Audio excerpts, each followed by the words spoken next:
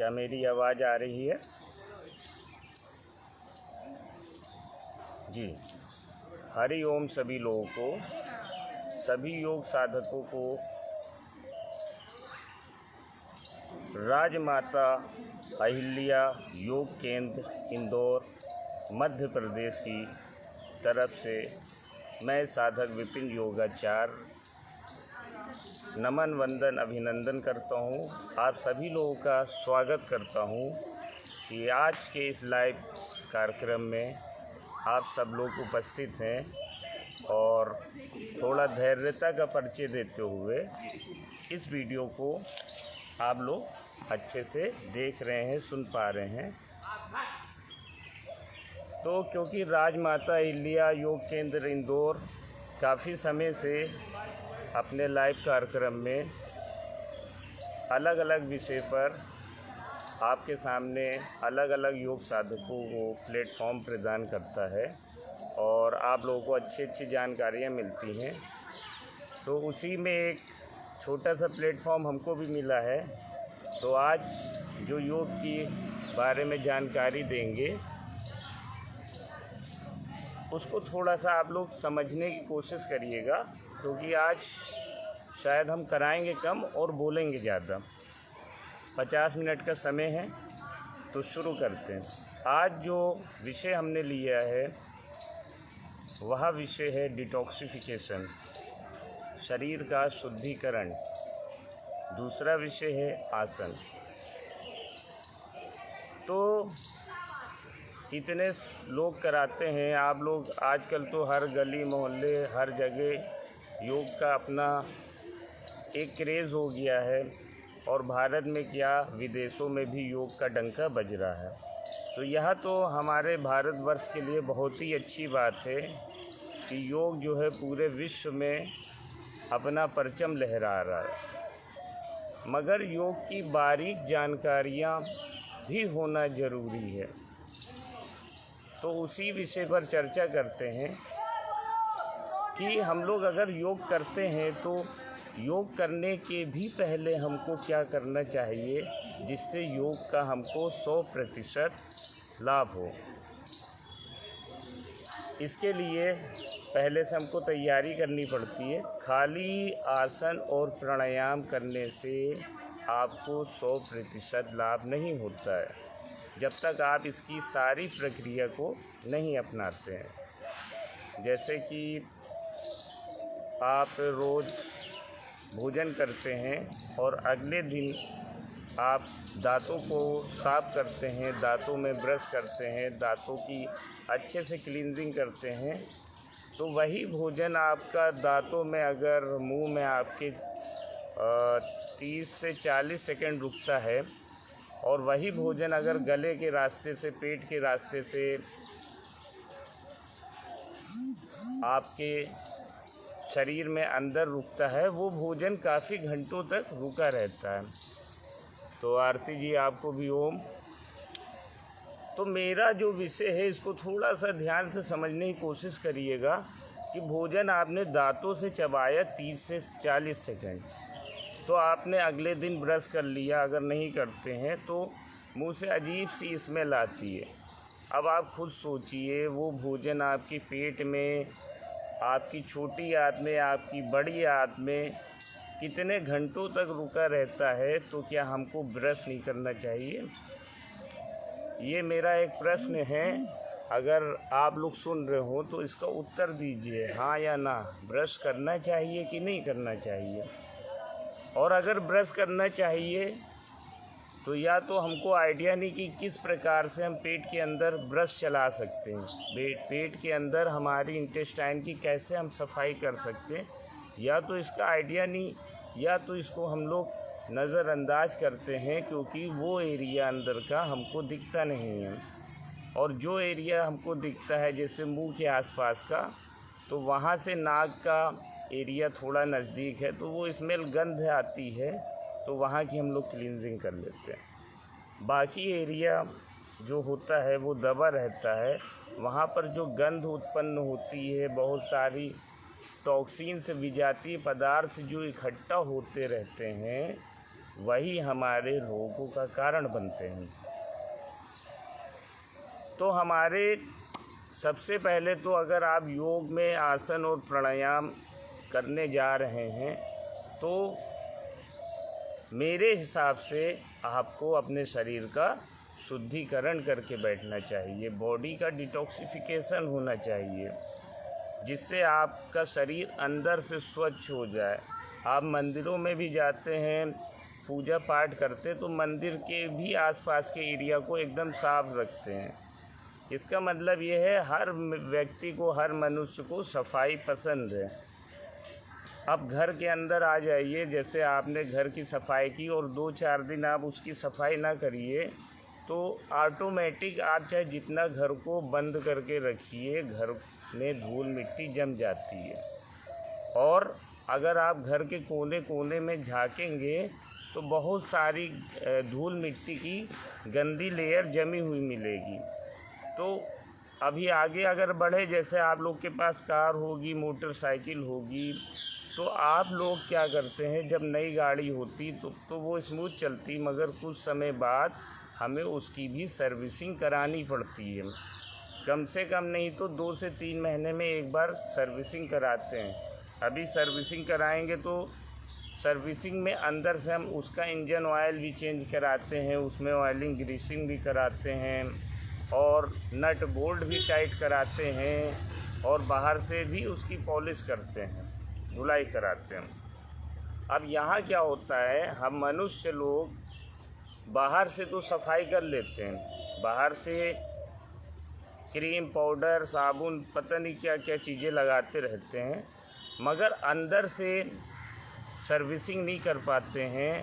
अंदर से हमारी बॉडी में जो गंदगी है, विजातीय पदार्थ हैं, धूल मिट्टी, वो चिपकती जाती हैं और हमारा जो इंजन ऑयल होता है, इंजन ऑयल का मतलब है जैसे हमारे शरीर का ब्लड होता है, वो उन विजातीय पदार्थों के कारण से गाढ़ा हो जाता है। उसमें विजातीय पदार्थ दौड़ते हैं बहुत मात्रा में। नमस्ते फ्रॉम अर्जेंटीना। तो ये विजातीय पदार्थ क्या करते, शरीर हमारे संपूर्ण नस नाड़ियों में, ये जो ब्लड होता है, खून होता है, यह संपूर्ण नस नाड़ियों में दौड़ता है।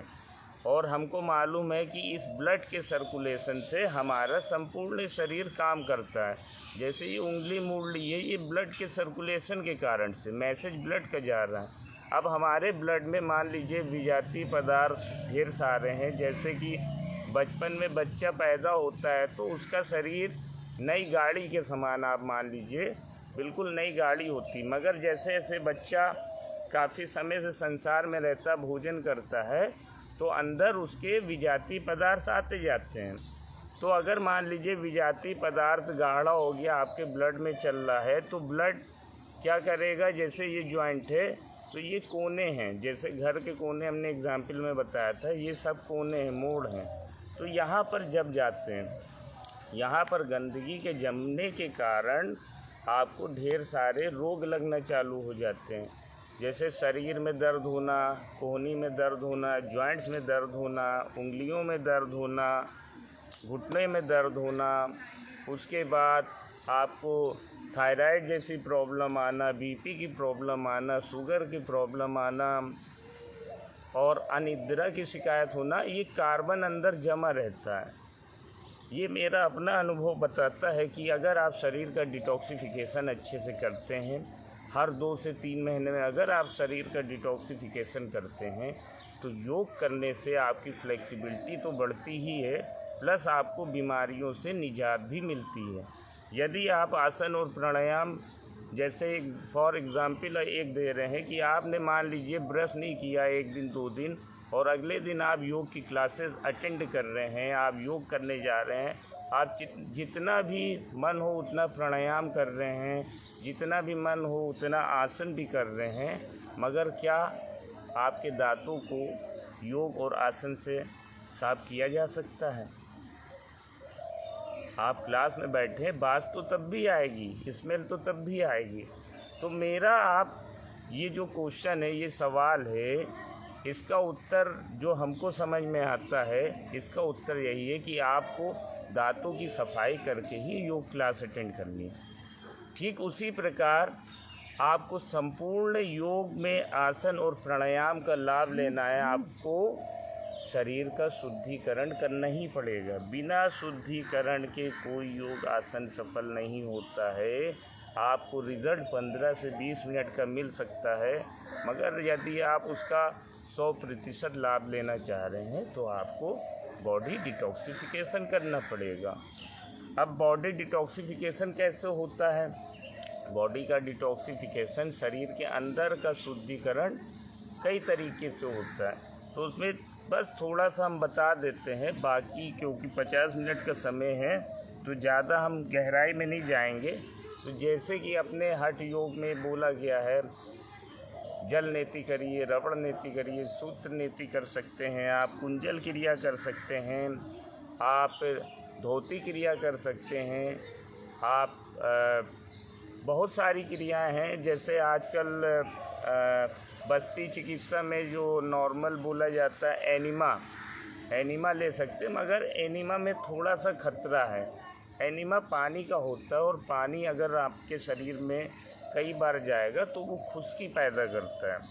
खुश्की पैदा करने से क्या होता है, शरीर में फिर आगे चल के रूखापन बनता है, वायु का दोष प्रकोप बढ़ जाता है, जिससे आपको गैस की समस्या बनती है। तो इस वजह से बस्ती चिकित्सा जो अपने आयुर्वेद में बोला गया है, बस्ती चिकित्सा जड़ी बूटियों का बनता है, उसका अगर आप करते हैं तो बस्ती चिकित्सा से आपका ये वाला एरिया जो होता है उसकी क्लींजिंग होती है। डिटॉक्सिफिकेशन में आपको आजकल पंचकर्म सेंटर्स बहुत सारे ओपन है, उसमें एक विरेचन बहुत फेमस है। विरेचन में आयुर्वेदिक घी से चिकित्सा दी जाती है, उसको करने से आपको 100% लाभ होता है। और जो हमको मोटा मोटा समझ में आता है, विरेचन के अपने अलग ही लाभ हैं।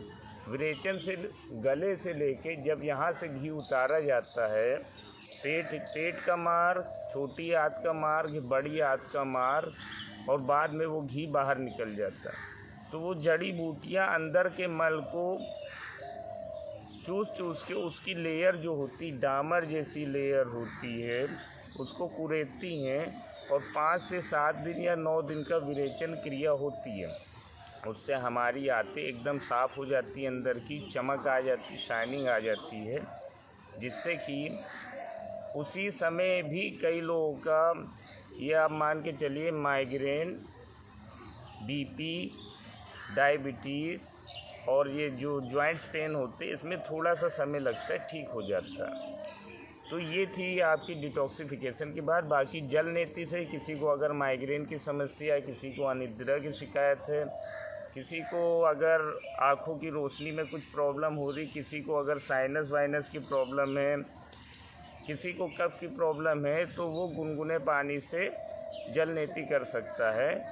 जल नेति आप लोग इसके वीडियो सर्च करिएगा, मिल जाएंगे। अभी तो प्रैक्टिकल बताना थोड़ा सा हमको मुश्किल लग रहा है।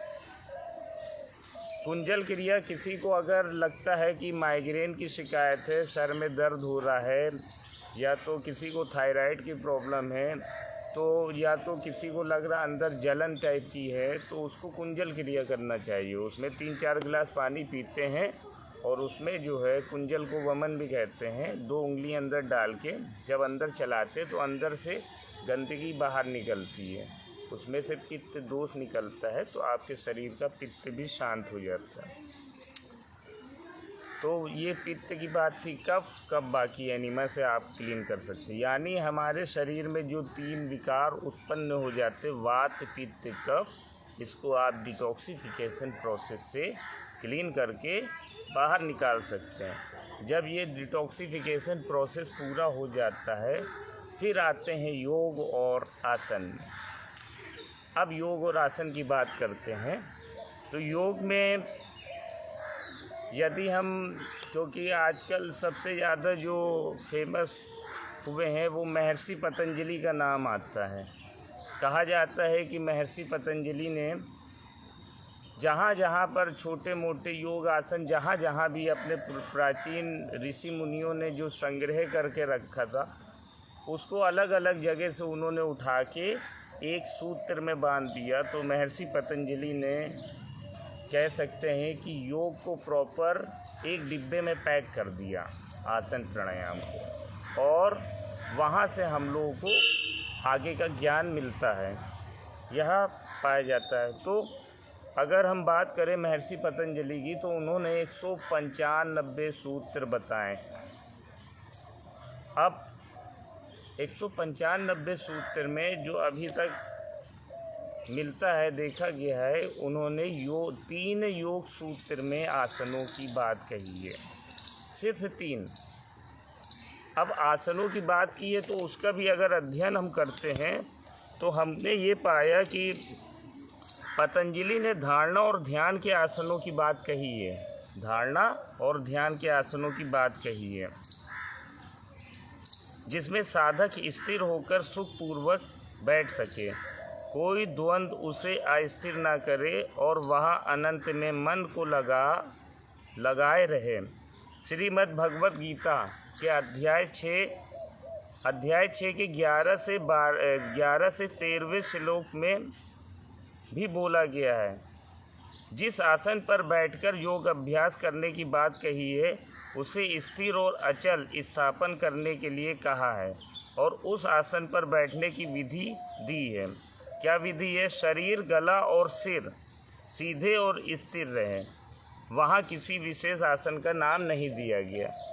तो अगर हम भगवत गीता भी देखें तो उसमें भी बोल रहे हैं कि सिर, गला आप स्थिर रखिए, और पतंजलि योग सूत्र में कहीं भी हमको आसन का वर्णन नहीं मिलता है। धारणा और ध्यान को ही वो आसन बता रहे हैं। स्थिर सुखम आसन, स्थिर बैठिए, सुखपूर्वक स्थिर बैठने को ही आसन बताया। जैसे ये पद्मासन में बैठे, इसी में आप अपने धारणा में जाइए और फिर ध्यान और समाधि।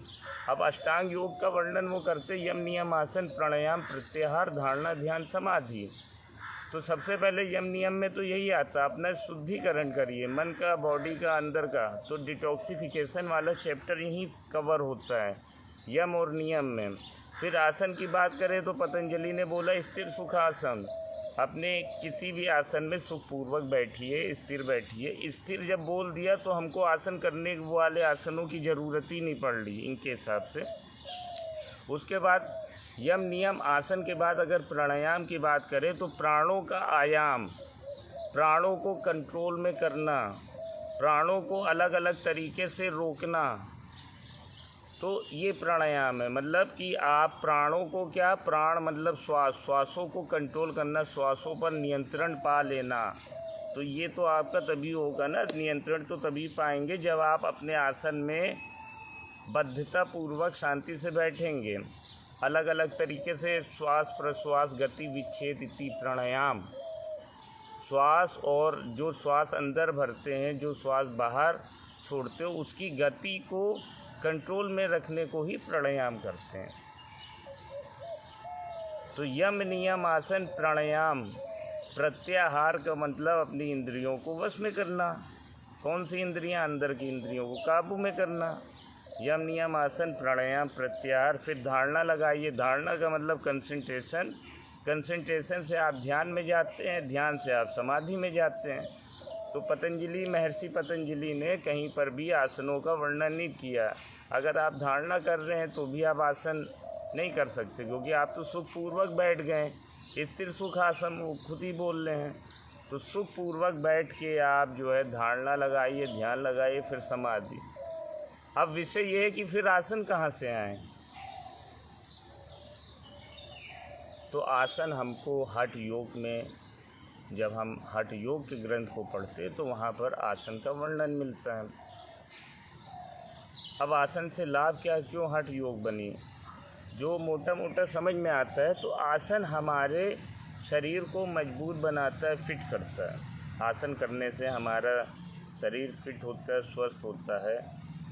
और आसन करने के साथ ही साथ, क्योंकि आजकल क्या आधुनिक युग में लोग बीमार होने लगे, उस समय ज़्यादा लोग बीमार नहीं होते थे।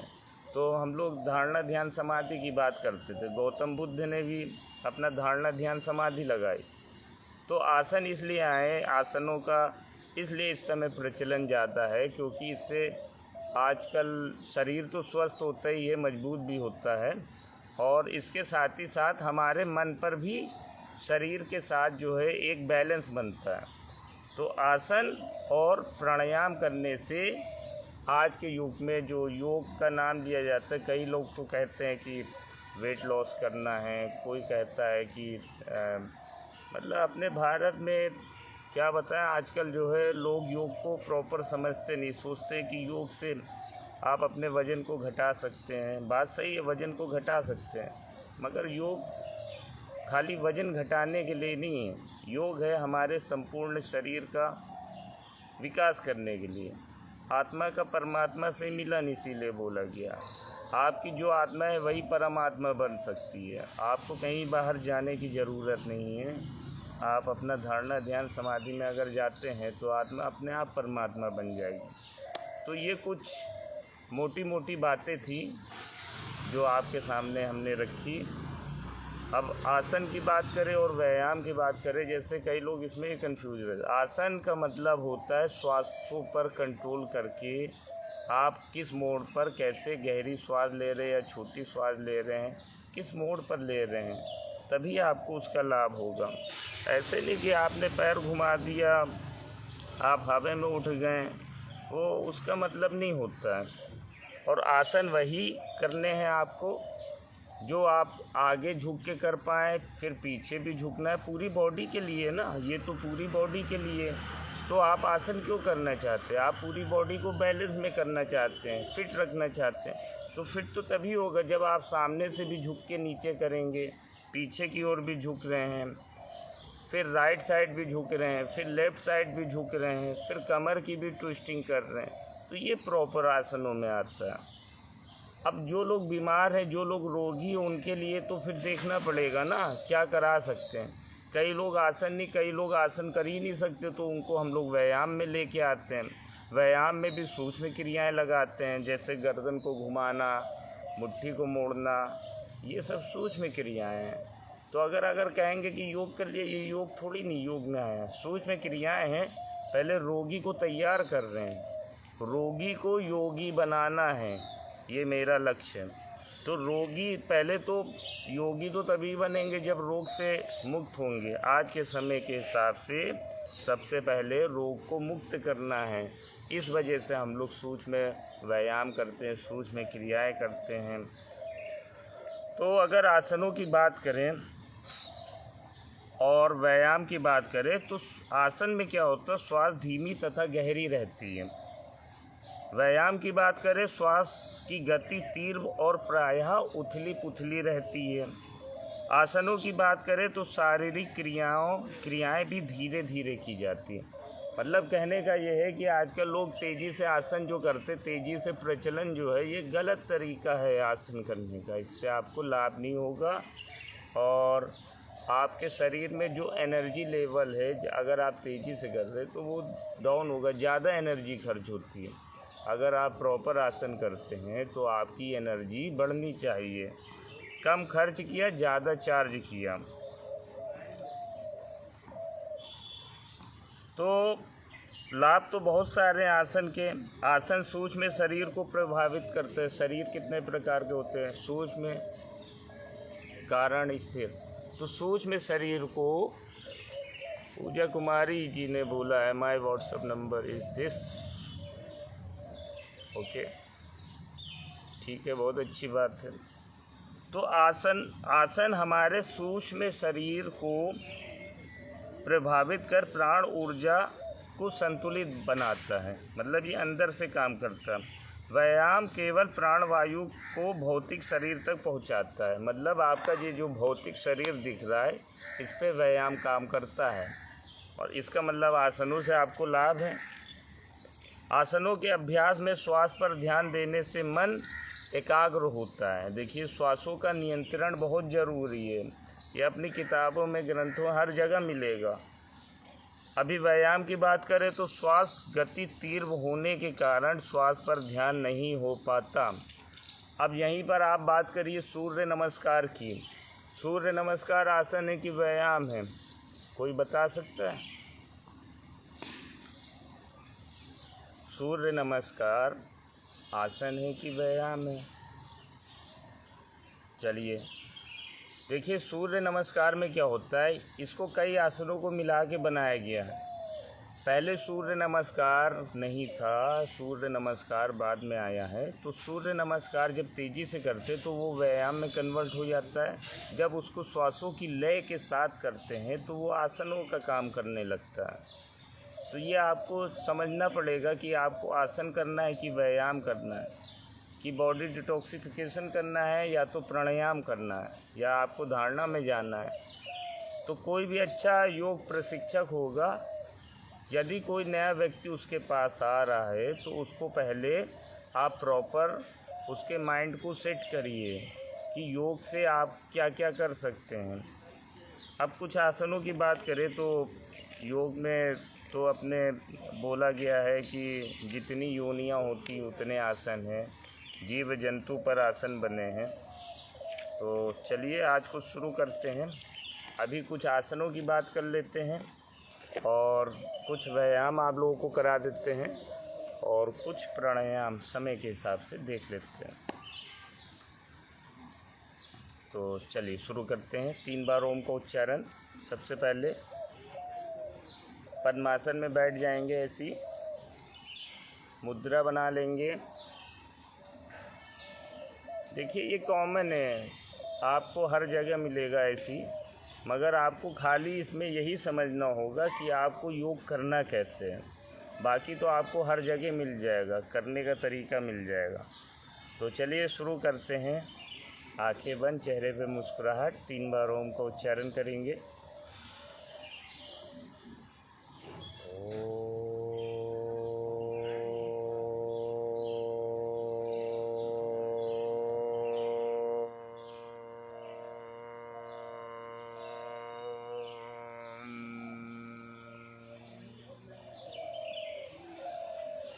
इसमें भी ओम को बोलते हैं तो गहरी लंबी श्वास बोलते हैं। आ ओ माँ की ध्वनि होती, आ यहाँ से निकलता, ओ यहाँ से निकलता है। माँ का जो ध्वनि होती वो तरंगे यहाँ होती है, मुंह को थोड़ा सा चिपका के बोलते हैं। तो इसका भी ध्यान दीजिएगा। जल्दबाजी आपको नहीं करनी है, योग में कोई जल्दबाजी नहीं होती। शांति से मन को स्थिर करके बैठेंगे।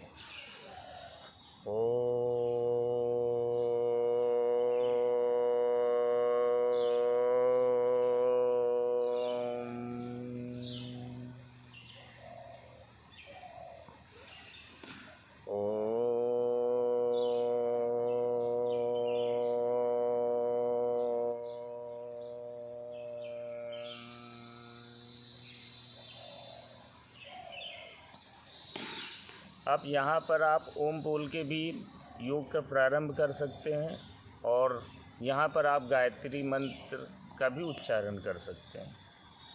तो यहाँ पर ओम बोल के दोनों हाथों जोड़ते हैं, हाथों रगड़ लेते, थोड़ी सी गर्माहट को आंखों से लगाते हुए योग का प्रारंभ करते हैं, जिसमें आपको थोड़े से सूक्ष्म पहले कराएंगे, फिर कुछ आसन कराएंगे और उसके बाद प्राणायाम के लिए आएंगे।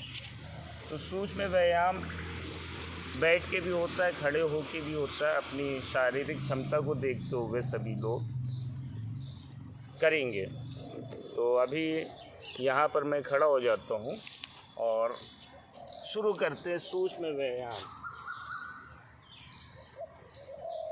सूक्ष्म के लिए जब भी हम शुरू करेंगे तो गर्दन से चलेंगे।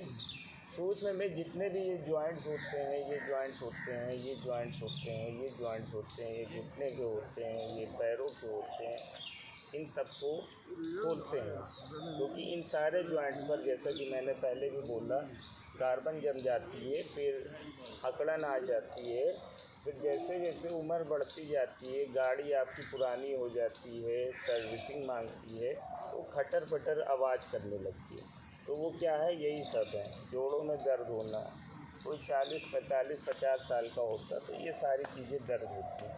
इसीलिए बड़े बुजुर्गों को हम लोग पहले व्यायाम से शुरू कराते हैं। जैसे जैसे ठीक होते जाते हैं डिटॉक्सिफिकेशन और व्यायाम के सहारे, वैसे वैसे फिर आसन और प्राणायाम में आते हैं। तो चलिए सूक्ष्म व्यायाम, पैरों को आपस में चिपका लेंगे, श्वासों को अंदर भरते हुए गर्दन को ऊपर ले जाएंगे, पूरी गर्दन ऊपर और आकाश की ओर देखेंगे। खुशी खुशी करेंगे मुस्कुराते हुए, माथे पर कोई खिंचाव नहीं, तनाव की लकीरें नहीं। श्वासों को बाहर छोड़ते हुए गर्दन को नीचे झुकाएंगे। ये जो हमारी ठुड्डी, इसको चिपका लेंगे और पैरों के अंगूठे को देखेंगे। रिपीट, गर्दन ऊपर, श्वास अंदर,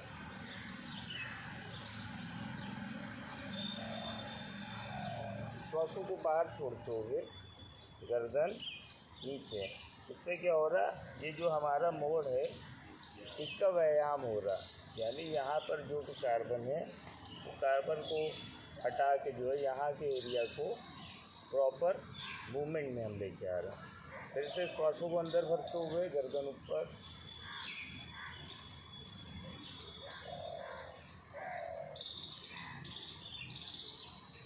श्वासों को बाहर छोड़ते हुए गर्दन नीचे। ये अभी सूक्ष्म में चल रहा है। अभी कमर पे हाथ रखे रहेंगे। अब गर्दन को राइट साइड घुमाएंगे, पीछे की ओर देखेंगे, जितना घुमा पाए। अगर ये ठुड्डी आपके कंधे के बराबर नहीं आ रही है तो हाथों को ऐसे लगा के और दबाओगे। फिर सामने आएंगे, लेफ्ट बाएं तरफ घुमाएंगे,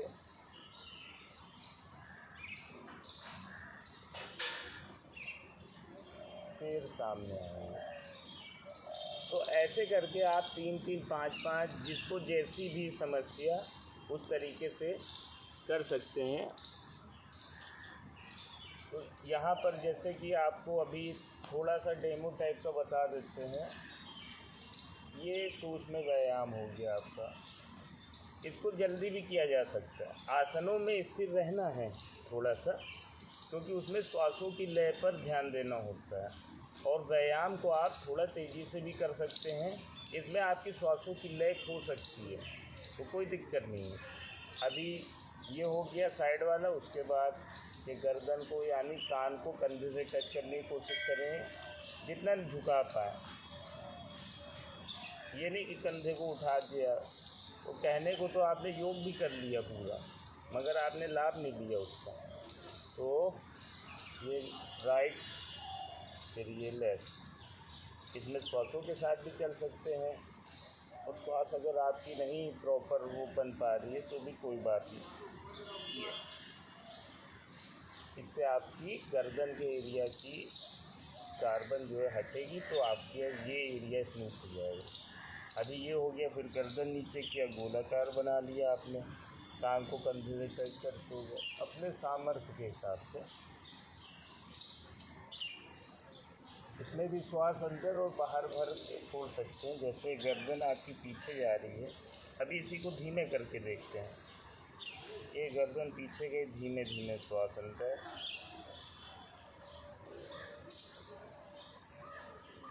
फिर गर्दन आगे आ रही, धीमे धीमे श्वास बाहर, अभी धीमे धीमे। अच्छा, गर्दन का जो एरिया होता है, यहाँ की नस नाड़ियाँ थोड़ी सी कोमल होती हैं। इस वजह से कोशिश यही करिएगा कि इस एरिया को आप धीमी गति से ही चलाएं। क्लॉकवाइज और एंटी क्लॉकवाइज दोनों तरीके से आपको करना है। ये ध्यान रखिएगा, इस एरिया को थोड़ा धीमे करेंगे तो आपके लिए अच्छा रहेगा। कोशिश करिए खुली हवा में, खुले वातावरण में करने की। सूर्योदय के आधा 1 घंटा पहले उठ के अगर आप तैयारी कर लेते हैं तो सूर्य की जो किरण होती है वो भी आपके शरीर में जाती है, वो अपना प्रभाव छोड़ती है। तो ये गर्दन का एरिया हो गया। अभी इसी में आगे बढ़ते हैं तो हाथ आ जाता है। अभी ये एरिया कवर करेंगे। तो हाथ में सबसे पहले उंगलियों के ये जो जॉइंट होते हैं इसको कवर करने के लिए ये अंदर बाहर, श्वास अंदर श्वास बाहर, श्वास अंदर श्वास बाहर। मुट्ठी बंद करेंगे, प्रॉपर पूरी नहीं करेंगे क्योंकि हम अभी जॉइंट्स पर वर्क कर रहे हैं, उंगलियों के जॉइंट्स पर। तो ये आपको करते रहना। ये जो आपको हम बता रहे हैं इससे आपको बहुत लाभ होगा। अपनी शारीरिक क्षमता को देखते हुए अलग अलग प्रकार से आप योग आसनों का लाभ ले सकते हैं। जैसा शरीर, अगर रोगी शरीर है तो आप सूक्ष्म व्यायाम से ज़रूर शुरू करिएगा। अब इसके बाद ये वाला एरिया कवर करेंगे। इसके लिए 1 2 3 4 श्वास अंदर श्वास बाहर, 5 6 7 8 9 10। इधर से किया तो रिवर्स भी कर लेते हैं। 1 2 3 4 5। किसी को कुछ पूछना है तो कमेंट बॉक्स में आके पूछ सकते हैं। ये अब गोलाकार बना लेंगे। मुट्ठी को बंद किया और ये पूरा गोलाकार 1 2 3 4 5। जितना धीमे करेंगे उतना अधिक अच्छा लाभ रहेगा। 1 2 3 4 5। तो अपने अपने तरीके से अपनी अपनी स्पीड से लोग करते हैं इसको। तो ये हो गया। अभी इसके लिए क्या कर सकते हैं, इसके लिए सामने श्वास अंदर श्वास बाहर, ये श्वास अंदर श्वास, ये श्वास अंदर ये श्वास बाहर, ये श्वास अंदर श्वास बाहर, श्वास अंदर बाहर, अंदर बाहर। अभी साइड से श्वास अंदर बाहर, अंदर बाहर, अंदर बाहर, अंदर बाहर। ऊपर से श्वास अंदर बाहर, अंदर बाहर, अंदर बाहर। तो ऐसे करते रहना है आपको। एक कमेंट बॉक्स देख लेते हैं। मीनाक्षी राठौर सुपर, ठीक है, सुपर तो है, बहुत अच्छा, धन्यवाद मीनाक्षी जी। अमेया योगा, बहुत बढ़िया, धन्यवाद। विजय लक्ष्मी नेगी जी, धन्यवाद। आरती खंतवाल, धन्यवाद जी। संस्था का भी धन्यवाद, बहुत अच्छा काम कर रहे हैं आप लोग। और अर्जेंटीना से Veronica Valenzuela, thank you very much. तो ये हो गया श्वास अंदर श्वास बाहर। तो ये सारे जॉइंट्स आपके खुल गए। बुजुर्ग लोगों को यही कराना है स्टार्टिंग में। इसके बाद ये कंधे के लिए यहाँ पर भी विजातीय तथा पदार्थ जो जमा रहते हैं, फॉरेन मैटर, इस एरिया में दर्द होता है, फिर ये पूरा एरिया कवर कर लेते हैं, ये सब जकड़ जाता है। तो इस एरिया को ठीक करने के लिए आप ऐसे कर सकते हैं, खड़े होकर, बैठ के भी कर सकते हैं। जो लोग खड़े नहीं हो सकते वो बैठ के करें। ये शुरुआत में तो थोड़ा बहुत पेन भी होगा क्योंकि जकड़ा एरिया है, जकड़ा है, अकड़ा है, कार्बन जमा है। तो जब थोड़ा सा हाथों को हिलाएंगे तो दर्द होगा। तो इस वजह से किसी अच्छे योग प्रशिक्षक की शरण में जाके पहले उनसे आप थोड़ा बहुत समझ लीजिए कि आपको करना क्या है। तो ये हो गया आपका, ये एरिया कवर हो गया। ये पूरा एरिया कवर कर दिया, गर्दन का कर दिया। आँखों का भी आप कवर कर सकते हैं। आँखों के लिए आँखें खुली रखना है, फिर बिना पल के झपकाए आपको ऊपर आकाश की ओर देखना है। ऐसे चेहरे पर मुस्कुराहट, तो ये गालों की भी आपकी हो जाएगी। फिर नीचे देखेंगे। आपको बैठ के अगर करना है तो बैठ के दिखा देते हैं। आँखों का ये ऊपर देखा, नीचे, ऊपर, बिना पल के झपकाए, नीचे, ऊपर, नीचे, सामने, राइट, पूरा पीछे तक, पीछे घुमाते रहिए हाथ, लेफ्ट। ये अभ्यास से होता है, आप अच्छे से अभ्यास करिए, आपकी पलकें भी खुली की खुली रहेंगी। जैसे हमारी हैं, लेफ़्ट, फिर राइट, फिर लेफ़्ट, फिर सामने। अभी गोलाकार घुमाइए, पूरा क्लॉकवाइज एंटी क्लॉकवाइज घुमा देंगे, रिवर्स। ये आपकी आँखों का हो गया। इसके बाद हाथों को रगड़ लेते हैं। अगर आँखों का कर ले तो थोड़ा सा ऐसे कर लेते हैं। गालों का हवा भरी,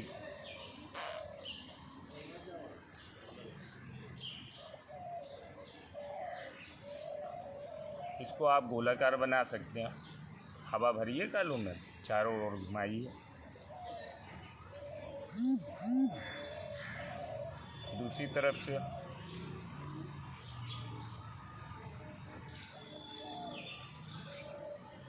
अंदर खिंचका सकते हैं ऐसे।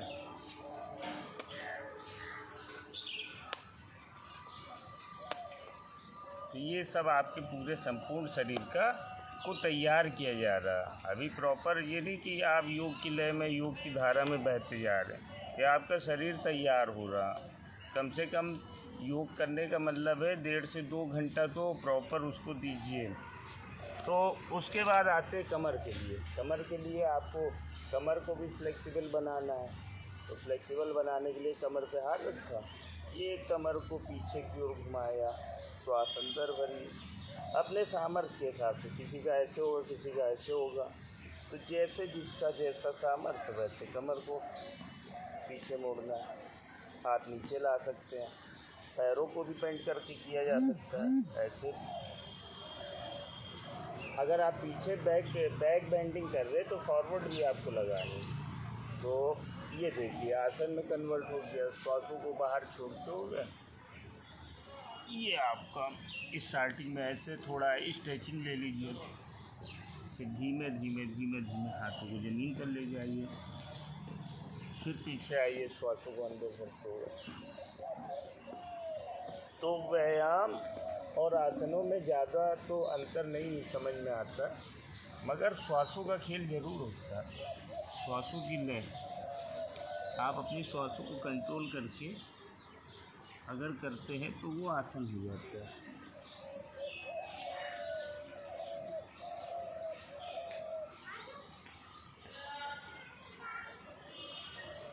शुरुआत में ये नहीं करिएगा कि एकदम से आपने कमर पीछे कर दी या आगे झुका दी।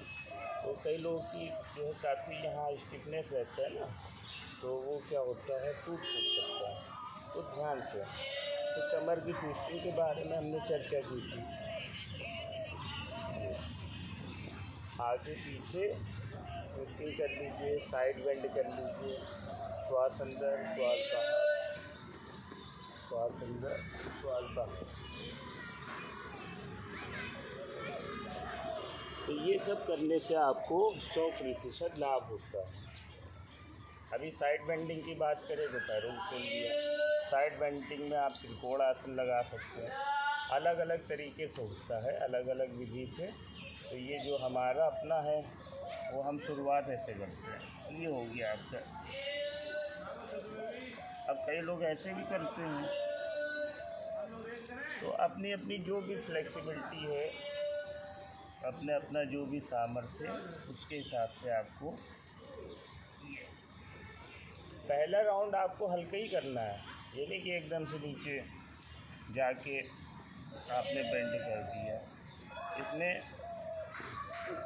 खिंचाव ज़्यादा आ जाता है। फिर उससे दर्द होता है बॉडी में। ये हो गया आपका त्रिकोण आसन।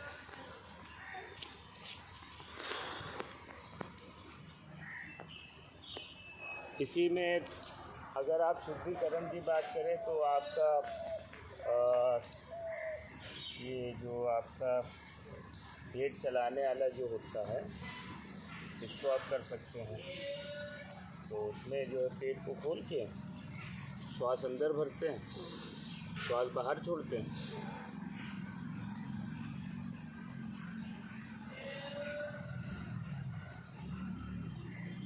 ये पेट का हो जाता है। इसी में आप गोला बना सकते हैं। देखिए अभी प्रॉपर हम आप लोगों को इसलिए नहीं बता रहे हैं क्योंकि हमको मालूम है आप लोग ये इस संस्था के द्वारा आप लोगों को बहुत सारे वीडियो मिल जाएंगे फेसबुक पर, तो वहाँ पर जाके आप आराम से देख सकते हैं। जो मोटी मोटी बात थी वो मेरा उद्देश्य यहाँ पर आने का यही था कि आपको मोटी मोटी बात बता सकें, प्रॉपर एक आपको विधि बता सकें। बाकी तो ये सब आप लोग कर लेंगे, आप सभी लोग समझदार हैं। 1 साल से ऊपर का समय हो गया है, राजमाता इंडिया श्री तपन जी इसको चला रहे हैं, हैंडल कर रहे हैं, तो उन्होंने ये प्लेटफॉर्म दे रखा है ऑलरेडी, तो आप लोग इनके अकाउंट में जाके ये सारे वीडियो देख सकते हैं। अभी पैरों का गोला ये सब सूक्ष्म क्रियाएँ हैं, किसी को भी कराई जा सकती है। श्वास अंदर श्वास बाहर, श्वास अंदर श्वास बाहर, इसको रिवर्स कर सकते हैं। अब इसमें से भी जो भी आप लोगों की बॉडी बोलती है, जो भी जिसका सामर्थ्य है, तो उस हिसाब से इसमें से भी सेलेक्ट करके लगा सकते हैं। आप व्यायाम आप लगा सकते हैं, आप आसन सेलेक्ट करके लगा सकते हैं, प्राणायाम कोई भी कर सकता है।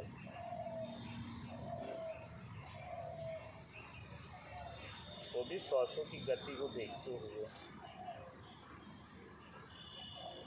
तो ये सारी चीज़ें थी जो आपको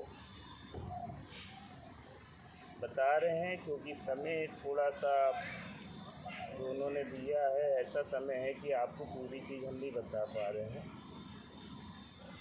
और कभी अगर मौका मिला तो फिर से आप लोगों के सामने आएंगे लाइव पर। ये आसन हो गए,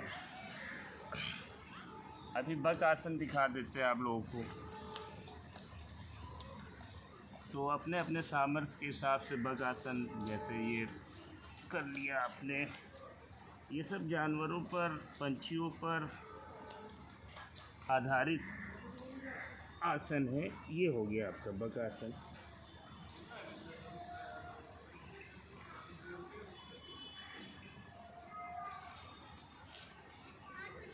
इससे पेट ये जो होता है हमारा नाभि क्षेत्र मजबूत होता है, और नाभि क्षेत्र के मजबूत होने से आपकी पाचन शक्ति बढ़ जाती है। तो किसी को पाचन की प्रॉब्लम है तो ये आसन, मगर ये आसन इतना आसान नहीं है, थोड़ा इसके लिए आपको अभ्यास करना पड़ेगा। फिर इसके बाद आप मयूर आसन कर सकते हैं। यह आपके नाभि क्षेत्र को बलशाली बनाता है, आपके हाथों के एरिया को बलशाली बनाता है, डायबिटीज़ में आपको बहुत अच्छा लाभ देता है। तो मयूर आसन के लिए चलिए देख लेते हैं क्या कर सकते हैं।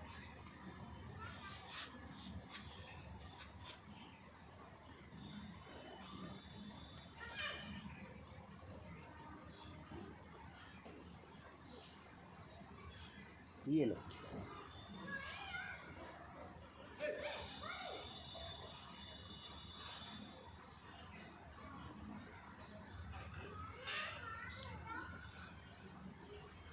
तो ये हो गया आपका मयूर आसन। तो मेरा कहने का मतलब यहाँ इस प्लेटफॉर्म पर यही है कि आप 10 से 20 मिनट आप अपना व्यायाम के लिए दीजिए, और अपनी श्वासों को नियंत्रण करने के लिए आप थोड़े से एडवांस किया कि थोड़े से कठिन आसनों पर भी आ सकते हैं। और प्राणायाम, धारणा बहुत ज़रूरी है, और अगर आप थक रहे हैं तो आपको योग निद्रा अवश्य करनी चाहिए। तो क्योंकि आज 50 मिनट का समय था, 50 मिनट हो गए हैं, और मुझे लगता है कि यहीं पर अभी समापन करना चाहिए। अगर कभी मौका मिलेगा तो फिर से इसी प्लेटफॉर्म पर मिलेंगे हम लोग।